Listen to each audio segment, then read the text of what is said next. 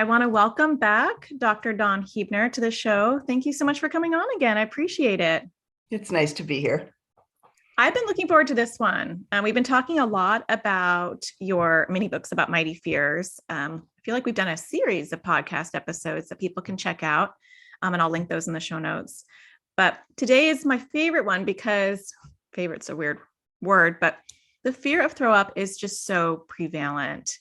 And so we're going to dive into picking your brain on how to help kids who have a fear of throw up because it is surprisingly common. How often do you see this?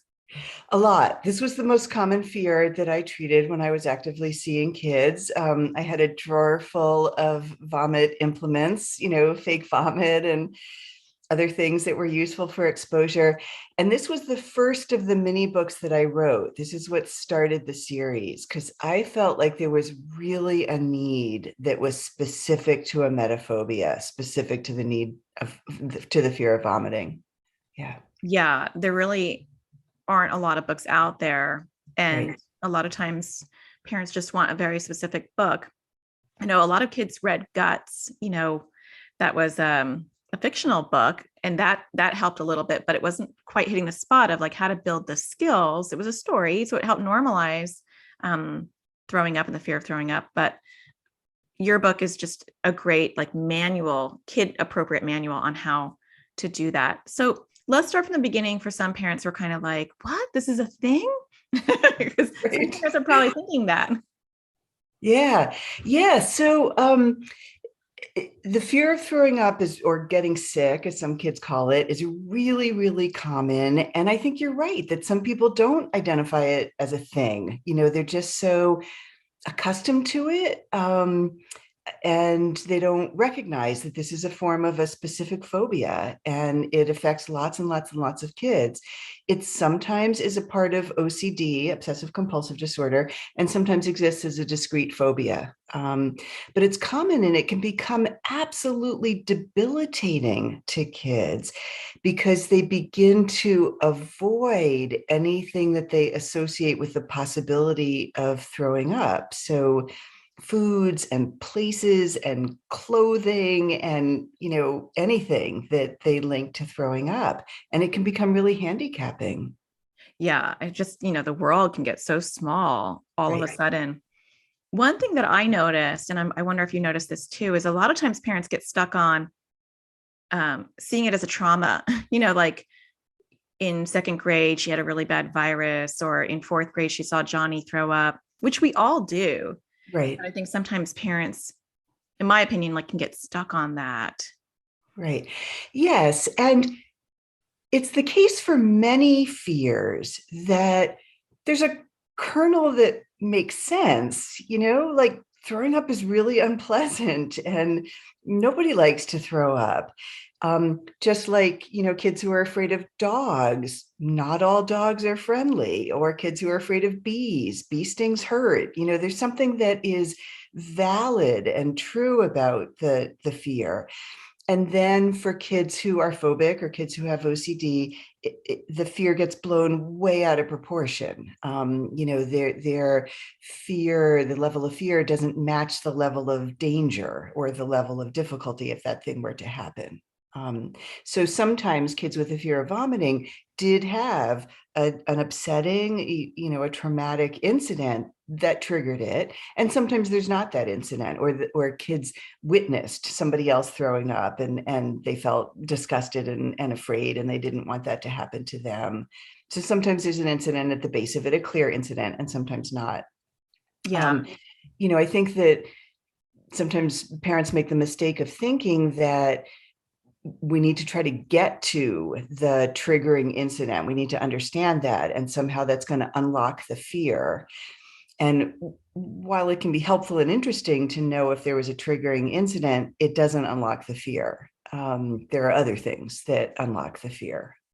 Yeah. And thanks for saying that, because I think that helps clarify, because I do think sometimes we can get squirreled and we feel like if we can just find that trauma and we'll address the trauma and we'll hit it with rational discussion, that things will get better. And that's normally when parents try that. And then they're like, this isn't going away and it's ballooning out of control.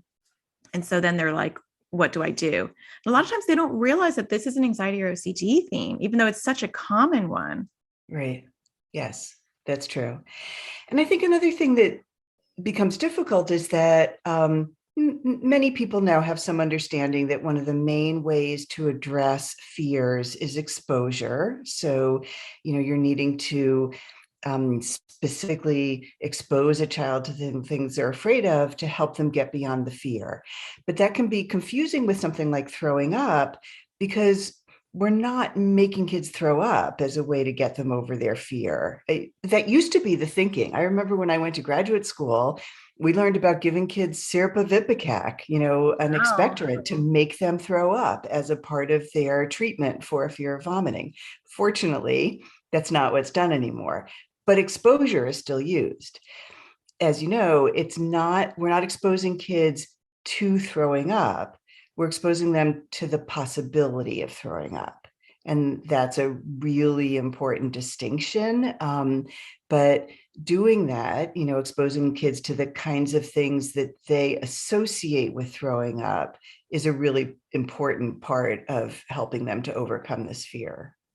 yeah, that's a great way to put it, because it's more about the uncertainty, as it is with so many other anxiety and OCD themes. It's the uncertainty of, what if I throw up, or what if I see someone throw up?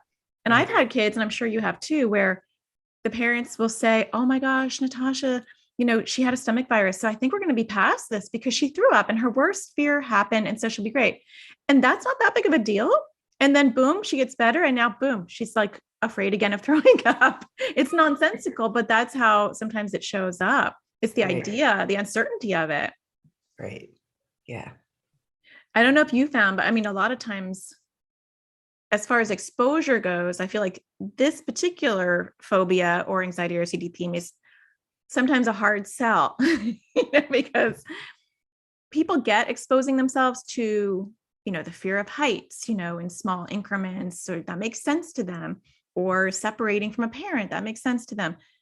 I know I have found some resistance, not only with the child, but with the parent. And well, throw up is disgusting. So who would want to sit there and watch throw up videos, or, see an image of that?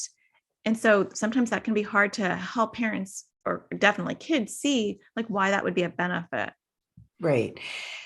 Yeah. I mean, one of the things that I try to do is to explain the difference between disgust and danger, right? So vomiting is disgusting. Seeing it, talking about it, smelling it, definitely disgusting. That's different from dangerous, Mhm. right? And so I think we want kids to recognize that when they see vomit, or when they are vomiting, when they smell vomit, whatever, they're going to have a disgust reaction. That doesn't necessarily mean that they're in danger themselves, right? And we also want kids to understand that nervousness or fear is different from being in danger, right? And they can feel nervous about something like having played with someone that gets sick the next day. And so, you feel nervous that maybe you'll get sick also. That's different from actually being in danger. And so part of what we're trying to do with exposure is to put kids into situations that make them feel that uncertainty or feel nervous, and to see that nothing bad actually happens, because being afraid is different from being in danger. Yeah. And then the other piece you kind of touched on, I think is really important, is that we need to be really careful to not make guarantees that the child is never going to throw up. And that's one of the things that parents often get pulled into. Kids that are afraid about getting sick want their parents to promise that the child's not going to get sick. And often there's a lot of reassurance seeking behavior. Can you feel my forehead? Can you take my temperature? Can we look online about the symptoms of the virus so that I know whether or not I have it? Do you think I'll get sick if I eat this food? There's a lot of reassurance seeking, and parents end up accommodating that because they don't know what else to do. But that's part of what keeps everybody kind of trapped. And so part of what kids and parents both need to do is to get themselves accustomed to the idea that they might eventually throw up. And that's something, nobody wants it to happen, but it might happen and they'll get through it.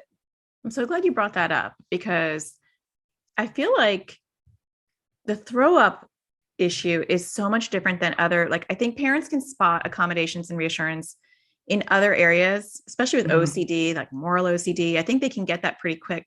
But with the fear of throwing up, it seems very intuitive. And I know because I have got two kids with emetophobia, and I had emetophobia as a kid too.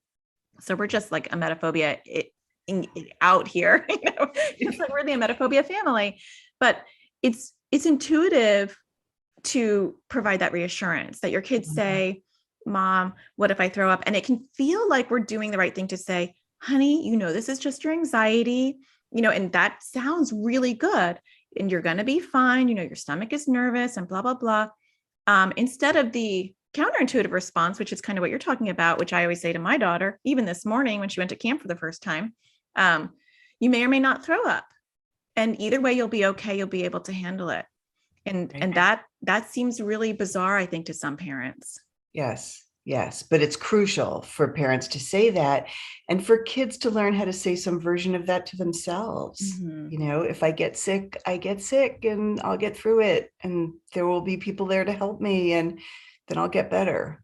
Right. And that's really hard for kids who have emetophobia, to say, if I get sick, or I might get sick. There's work that needs to be done to get kids to the point where they can say that. Yeah. Yeah. And understand why you're saying that. Like I had to have a conversation with my daughter and say, why I'm saying that. If I keep telling you that you're okay, then you're not going to learn how to build those muscles of discomfort that you may or may not throw up. And no one can guarantee that. Right. Yeah. I mean, at night she'd have that and she'd say, Mom, I'm going to, and then she actually wound up having, so I brought her to a gastroenterologist, and I do recommend ruling things out Mm-hmm. medically when your child is nauseous all the time or is throwing up. And so I was just checking a box off. I honestly thought, there would be nothing. And Right. she went to the well, I went to the pediatrician, and the pediatrician said, well, let's go to the gastroenterologist. And I'm like, are you kidding me? Like in my head, I was like, I'm just checking a box off. So we went, and she did get diagnosed with celiac, and eventually 2 years later with like a really intense lactose intolerant allergy. And Mm-hmm. so like she was nauseous and throwing up for a reason. But even when we got that under control, the emetophobia didn't go away, Right. And so Right. sometimes you might Right. have medical issues. Right. And even kids who don't have underlying food allergies or sensitivities, the sensation is real. Mm-hmm. It's not that they're faking it, or, it's anxiety, which means they're not really feeling it. When kids say they're nauseous, they're nauseous. Or, their stomach hurts, their stomach hurts. And it might be that anxiety is at the root of it, but they're still feeling physical discomfort. Right. And whatever the cause of it is, kids need to learn how to manage the discomfort, or kind of live with it without having it take over for them. Yeah, Right. and you're bringing up another good point. I'm glad you're bringing these all up because these are things that I'd want to talk about, but I don't have any notes. We're just winging it here. Um, is that it is valid, and those feelings are real. And I know for myself, when I was little, like it felt like a stomach virus. Like the Mhm. only way I could tell is that it went away when the source of my anxiety like disappeared. Normally, I have Right. social anxiety, so it'd be like the beginning of something, and then after I got my feet wet, the nausea went away. But it could have been a stomach flu. A lot of times, actually, I misconstrued stomach flu as anxiety because they felt exactly the same. And so, Right. again, I think sometimes parents well intentionally will say things like, this is just your anxiety, or you're not sick. Or even if they don't use that language, they'll say, it's your anxiety. And I think to some kids, just that choosing your language very carefully, because it can, like you said, it can discount it, or they can feel like Yeah, invalidate. it feels dismissive to Right. kids. Right. Yeah. Right. And so, there's kind of a tricky balance that parents need to learn, that has to do with remaining empathic and supportive of your child without accommodating the anxiety. Right. So kids with emetophobia typically develop all kinds of essentially superstitions. I can't wear the pants that I was wearing the last time I threw up, and I can't sit on the part of the couch that my sister sat on when she was sick, and we can't go to certain restaurants. And there are all these things that seem like they are linked to vomiting in the child's mind, and they start avoiding all of those things. And it's that kind of avoidance that parents need to be careful that they're not accommodating, not supporting. Right. Because you may not notice those things, even just not being able to say certain words, different variations of throwing up, which I like in your book, because I feel like your book, and we'll talk about your book in a second, but I feel like it uses lots of language and education, and it's in and of itself is a really great exposure. And we don't want to walk on eggshells and tippy toe. We want to do it systematically. We don't want to overwhelm or flood our kids, but it's being cognizant of, wow, she hasn't worn that shirt like since, for 2 weeks, or she's wearing the same outfit, every day, or just watching for those patterns, because those can happen very compulsively. Right. Yeah. So what are some first steps for parents? So I think the first step is to recognize that this is a manifestation of anxiety, and it can be addressed as all versions of anxiety can. Like, it is possible to help kids change their relationship with their anxiety rather than just kind of succumbing to it. I think it often begins to feel for parents and children that the anxiety just is a reality in their lives, and there's nothing they can do other than be reactive to it. So I think one of the really early steps is just getting some basic education about anxiety, and seeing that there actually is plenty that you can do about it. So that's sort of a logical first step for many families. And then I think helping to get kids on board in terms of motivation to do something about it. Because as you were saying, this is a pretty scary one for kids. And often kids who have emetophobia don't want to entertain the possibility that they might throw up, and they want to just kind of hedge their bets and be super, super careful about anything that might cause them to throw up. And so we want kids to have some recognition about the ways that this is limiting them or causing real distress for them that they don't need to continue to live with.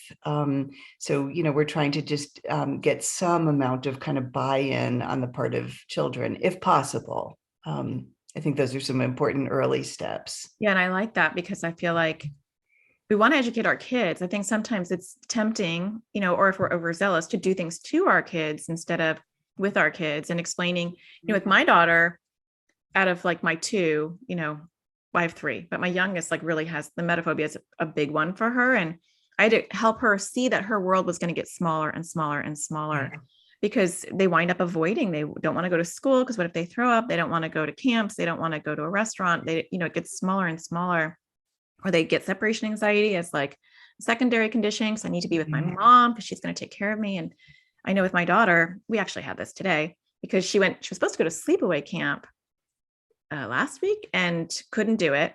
And it was just a bridge too far. And I talked about that in my podcast last episode. It was just, you could just tell there was just no way. Like, she had, has never been away for like 2 days, and her dad died this past year. So it was too much. But then this morning, started last night, actually, I feel like I'm going to throw up. I can't go, mom. And it's band camp and it's 3 hours, And so this morning, deer caught in headlights, and letting her know, and saying, just to use this as an example of what we're talking about, if you don't go today, then what's going to happen on the first day of school? What's going to happen on the first day of this? And because we talk about that a lot, she realizes how it will balloon out of control. Right. Getting that buy-in is good. Right. Yeah. And, it's understandable as a parent to want to follow your child's lead and to wait for your child to be comfortable taking on a challenge, or making a step with respect to anxiety. but the goal can't be keeping your child comfortable. Like the kids have to move out of their comfort zone in order to get better. And so we want kids to um, both feel supported in doing that. Like, parents, it's helpful if parents are just really, really clear with their kids about, I know this is hard and I know you can do it. It's important for parents to not minimize the fact that this is difficult, but also to really have like a good kind of vote of confidence with their child. And as you're saying, to help your child see something about, if you let anxiety be in charge, anxiety is going to demand to be in charge of just all sorts of things. It snowballs. And so we need to not let worry be the boss of this. Yeah. And then sometimes we have to put our own anxiety in check because that's triggering for a lot of us sensitive parents with anxiety or without that, we have to have that poker face of, you've got this and it's all okay. Even if I was doing a lot of deep breathing today, because I thought, I'm really anxious about this because I have my own emetophobia and sometimes she gets anxious and she does throw up. And so it's like triggering for me because I'm like, is she going to be able to do it? Is she going to throw up? And that's going to be embarrassing. So it's like, sometimes we have to look at our own filter, but then what we're presenting to our kids. And a lot of times they're not going to be comfortable, and if we always acquiesce to what they're comfortable in, they really won't grow. I mean, sometimes it is, like I said, a bridge too far. You just know your child and you're like, this is going to end up very ugly. But, if she was like, I'm not going, she woke up, the first thing she said is, I can't do it. And knowing your child. So for me, I just take her the next step. Okay, just come downstairs and sit at the bar, okay, fine. And then, okay, just get dressed. I inchwormed her. Let's just get into the car. We have to pick up your instrument anyway, And then the minute she saw somebody she knew, she was like, Mom, you can leave, and oh, thank goodness. Yes, yes. And so there's the sort of, how do you handle the anxiety in the moment? When it's the morning of camp, what are you going to do? And what you're describing, that kind of inching her along, is a really valid way of handling it. And then there's the, how do you practice this stuff outside of the moment, like to help build your child's muscles for it, right? And with kids with emetophobia, there's plenty that you can do outside of the moment, often just starting with words, having kids say the words that are associated with vomiting or throwing up that feel triggering to them, and looking at pictures and listening to sounds and acting things out. Those are all things that you do not at a kind of key moment where you're trying to get your child to separate to do something, but as practice separately. Yeah, practice is so important. And so let's talk a little bit about how you talk about that in your book, because I feel like, so your book is Facing Mighty Fears About Throwing Up. And it's for 6 to 10-year-olds. Would you say 6 to 10? Okay. And I love it because it is, it's like a therapist guide, but for kids. It goes very systematically into how to do that. Can you talk a little bit about how you walk kids through that directly? Yeah. So the book starts with just talking about throwing up and normalizing it. It's something that our bodies do for a variety of reasons, good reasons, important reasons, that, our bodies sometimes need to throw up, and that's okay. That's normal and healthy. The way all of these books are set up is that in addition to information for kids, there are fun facts about whatever the topic is. So sprinkled throughout the book are fun facts about vomit that are an exposure in and of themselves. And then for kids that have a particular kind of sense of humor or a science brain, there are interesting factoids as well. But after the introductory material, there are a set of really specific steps for kids.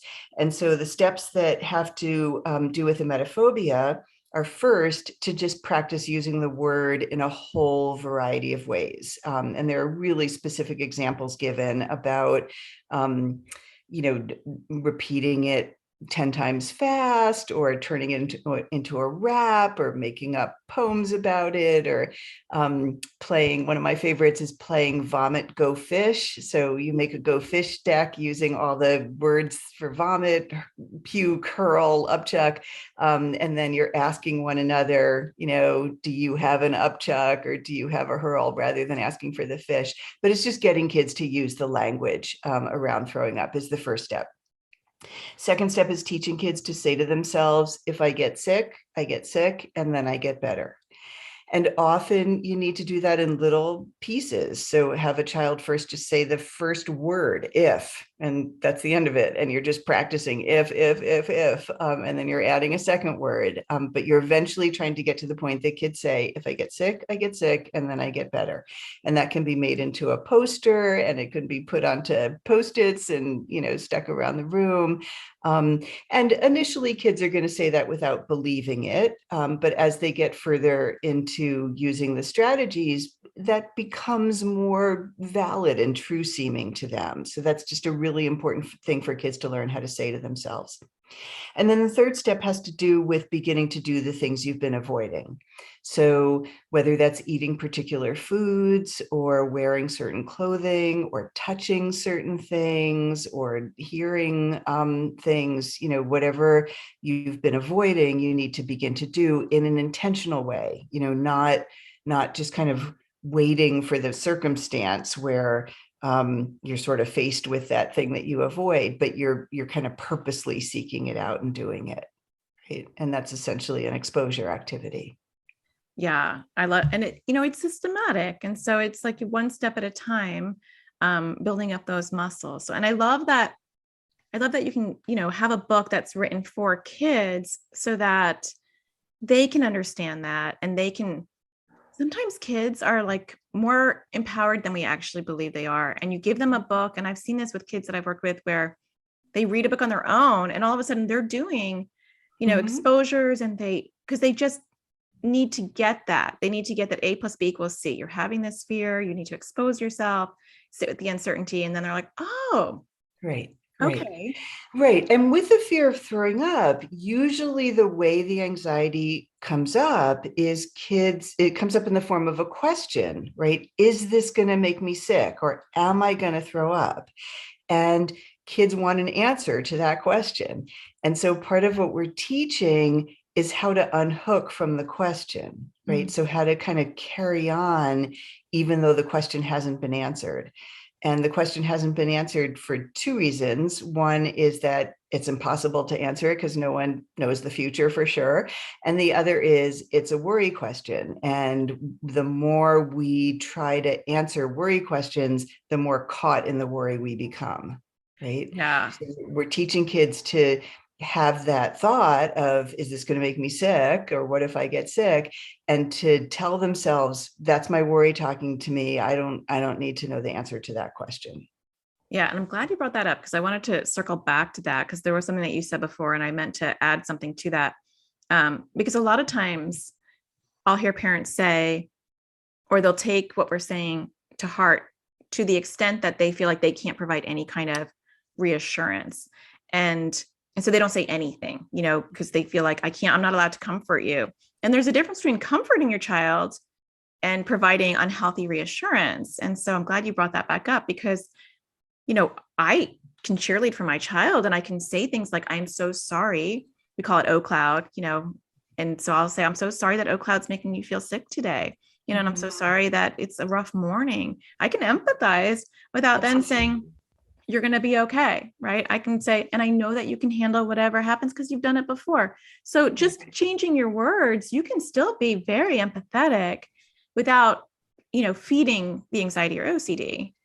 Yeah, I think that's a really important point. So what you're trying to do is support your child without accommodating their anxiety. And so absolutely, it helps to be empathic. And another thing I sometimes see parents do is they say to their kids, use your skills. And that's like their only answer, right? And while we do want kids to internalize and use the skills and eventually use them independently, kids typically need more than that. And so, to say something like, I can see that your worry is making this hard for you right now, or I can see that worry is scaring you right now. I'm sorry that that's happening. I'm here to help you. Maybe kind of begin to use a skill with your child, or ask your child, which skill do you think is the right one to try right now? But kids do need especially kids at this age, 6 to 10, need their parents to be involved as they're they're dealing with the way that their worry is trying to rope them in. Yeah, it's a really good point. And I know for my daughter, not to just make this like the daughter podcast, but this is like her theme. But when I know it's happening, we'll go over her like what I call red thoughts and green thoughts, and so I'll tap into what her OCloud is telling her, and she'll say stuff like, and sometimes I won't realize what is scaring her. And she'll say, like, I'll have nowhere to go if I throw up. It's a new camp. I don't know who will take care of me or whatever. And so sometimes we can be pragmatic about it. And, we can talk about her green thoughts. Well, what will you do if you, and I try to like not spoon feed it, we try to be Socratic about it. Well, what would you do if you threw up? You're like 2 blocks away. Oh, I guess I can ask the teacher if I can call you. Yeah. So having, for her, like having a concrete plan. And then sometimes our kids do mental compulsions or mental reassurance. And when you're not privy to that. And so asking, like, I'll do this with my kids a lot. I'll say, so what do you need to tell your anxiety or OCD? Or what do you need to tell Squishy or OCloud? We've got many names in my house. And sometimes I'm surprised because like my son who's 12 and I thought he is well skilled. He's having some moral OCD issues. And I said, so what do you need to tell yourself? And it's a new theme. And he said that I'm not a bad person. And I thought, so there's the education. That's, the reassurance. And so sometimes with my daughter, I'll say, what are you going to tell yourself? And if she says that I'm not going to get sick or that I never get sick, then I'll, gently correct her and I'll say, well, we really can't do that, and so we don't want it. That will grow your OCloud. So what's a better thing to say? And now she says it kind of like in a monotone, sarcastic way, like that I may or may not get sick, but we want to check in with our kids because they might be doing some of that self-reassurance that, Right. That they're not getting from us. Right. Right. And it's okay for kids to say to themselves something like, my OCD or my worry is usually wrong about this, or, there are a ton of times that I worry and I hardly ever throw up, but we don't want those guarantees. We don't want to give them ourselves, and we don't want our kids to try to give them to themselves either. Yeah. Yep. So thanks for coming on again. I will leave a link in the show notes. And for those on YouTube, I will leave a link in the comments with your book. And it's part of a series, Dr. Dawn's mini books about mighty fears. And I think we've covered them all now. There's 4 of them. Do you want to go through with all of them real quick? Yeah. So there's Facing Mighty Fears About Animals that focuses on bees, dogs, spiders, and snakes, but can be used for any animal phobia. Facing Mighty Fears About Trying New Things, Facing Mighty Fears About Health, and Facing Mighty Fears About Throwing Up. Yeah, so the health one might be a good one as a supplement for this for sure. And I will leave links to all those books in the comments and show notes. So thank you so much for coming on. I always appreciate Thanks for inviting me. Nice to talk to you.